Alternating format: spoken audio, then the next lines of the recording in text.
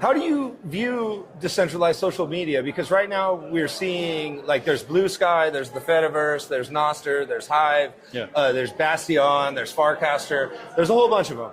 And it seems like Hive was the first, the pioneer.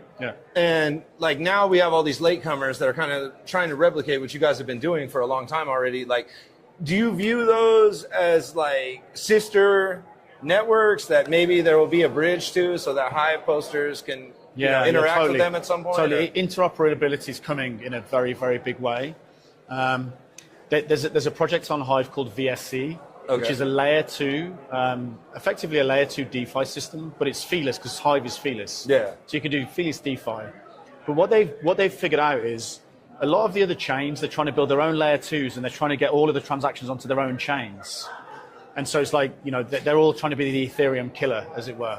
But VSC isn't trying to do that. What VSC's done is it allows you to take any wallet and any currency outside of that wallet. So you could take, say, Ethereum, right, on a MetaMask wallet, and you can move Solana assets on Solana without having a Solana wallet, right?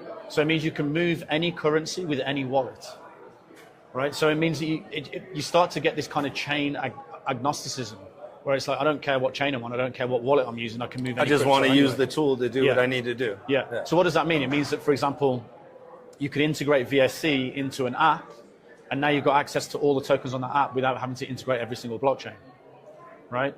So now you can like a normal person that doesn't understand the difference between these blockchains, they just want to get they want to buy an airline ticket and get an NFT, or they want to play part of a game and get recognized, or go to an event and get an NFT, right? Well, the problem is at the moment it's all isolated because all those NFTs, that NFT may be issued on Ethereum or on Solana, and now you want to move it from a Bitcoin wallet, right? But you can't do that because you're a normal everyday person. You don't understand how to go into all these different blockchains and get different wallets. Or you melt in fees if you do know how to do it. And then you melt in fees, you've got to get gas and everything, right? So what this is going to be is basically normal users aren't going to know what blockchain, they're not going to care what blockchain they're on. They're going to be moving NFTs around and tokens around from one wallet that they prefer to use, that they can just log into the front ends of. And that's the future we're going into. Right? So you just log in with any wallet and you can move any asset on any chain. Right? And you don't need to pay gas fees either. Right? So that's where we're going to go. So it means you can have all these games and you can have all these like social media apps that publish you some value for doing something in return. And then you can just move those things around.